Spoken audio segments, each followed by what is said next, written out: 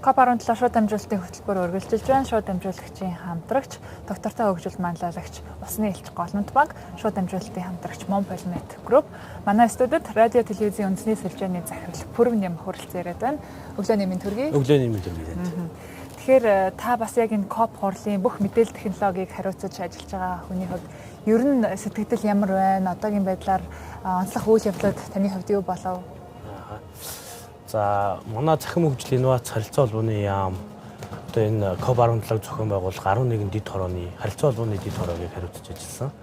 За тэгээд дэд хороо бол одоо ямар үйл ажиллагааг үүргээ хүлээсэн бэ гэхээр энэ хурлын болж байгаа 33 өрөө бусад өрөөнүүдийн аудио видео хурлын системийн тоног төхөөрөмжүүдийн үндсэн үйл ажиллагаа мөн шууд дамжуулалт буюу олон улс руу шууд дамжуулалт хийх стрим, сателлит тэгээд одоо дотоодын телевиз рүү шууд дамжуулах одоо үйл ажиллагаа мөн одоо энэ веб хөгжүүлэлт одоо аппликейшн гэсэн энэ гурван үүргийг бол одоо энэ одоо манай захим хөгжлийн нөөц харилцаа холбооны яамны одоо энэ харилцаа холбооны дэд хороо бол хариуцаж ажилласан. Тэр дундаа манай Араад телевизийн үндсэн сүлжээ усан төлбөрийн газар бол яг мэрэгжлийн чиглэлдээ хурлын аудио видео системийн ашиглалт үйлчилгээ мөн одоо энэ шууд дамжуулалт төрөний дурдсан нэг олон улс руу шууд дамжуулалт тэр бүх энэ үйл ажиллагаануудыг ингэж хариуцаж ажиллаж байна. За яг энэ удаагийн COP17-гийн онцлог бол юу гэхээр бид нар бол бас урд нь энэ хэмжээний ASEAN-ийн бас шууд дамжуулалт бүх юм дээр бол ажиллаж байгаа. Тэрнээс бол бүр илүү одоо юу гэдэг олон дахин том хэмжээний дэд болоод үндсэн системүүдийг нь хариуцаж ажиллаж байгаа юм одоо ажиглагдаж байна. Мөн дээрэс нь энэ системүүдийн энэ ажиллагаа үйл ажиллагаа нь болохоор яг олон улсын форматаар буюу одоо нэгдсэн үндэсний байгууллагын UNCCD-ийн яг үндсэн энэ шаардлагын дагуу бид нар үйл ажиллагааг жилийн одоо хугацаанд бэлтгэж одоо энэ хуралд ингэж оролцож байна.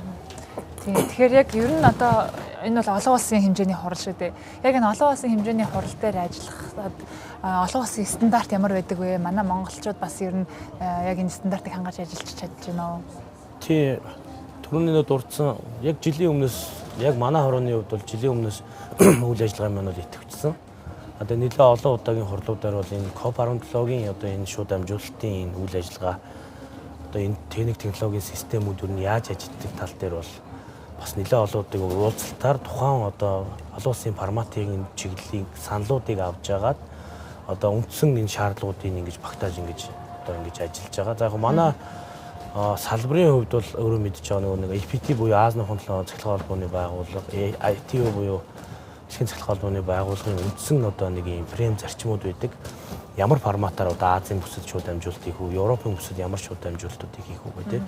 Одоо бидний мэдээд байгаа нэг HT 1900, 1080 тэгээ формат нь ер нь 50А явах юм уу, 50B явах юм уу. Тэгээ олон улс руу сат руугаа ямар гарах вэ гэдэг. Тэгэд энэ бүх одоо форматууд нь одоо энэ технологийн хэв шинжүүдийг нь яг агуулад энэ COP17-д бид нар ингээд оролцоод ингээд явж байна. Тийм.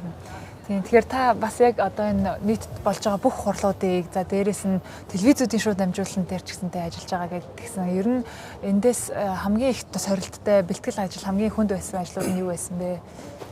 Тэг эхлээд яг олон төрлийн системүүд нийлжээж энэ одоо юу гэдэг интеграц хийгдчихэж энэ системүүд одоо ажиллаж байгаа.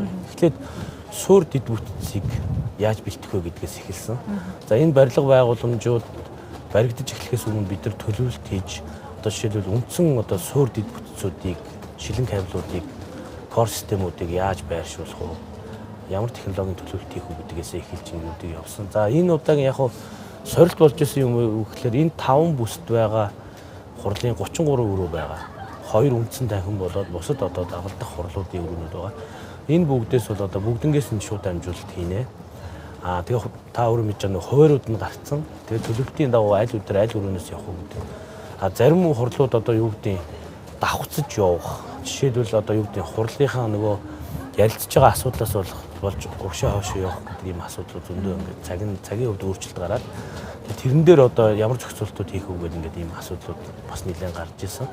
За энэ 33 өрөөний бүх одоо өрөөнүүд дотроос мастер контрол өрөөнд бид нар бүх сигналуудыг аваад тэгээд нэгтгэж авч тэнцэнэ одоо бүгдийг нийлүүлж авангуудаа олон улс руу буюу тэр нөгөө сателлит олон улсын хэв мэдээллийн байгууллагууд руу шууд дамжуулалт стримээр 8 орны хэлээр бид нар энэ удаагийн онцлог болоод нэгдсэн үндэсний байгууллагын зөвлөмжлөлт 8 орны хэлээр давхар ингэж embedded байдлаар буюу ингэж дамжуулалт хийж өгч байгаа.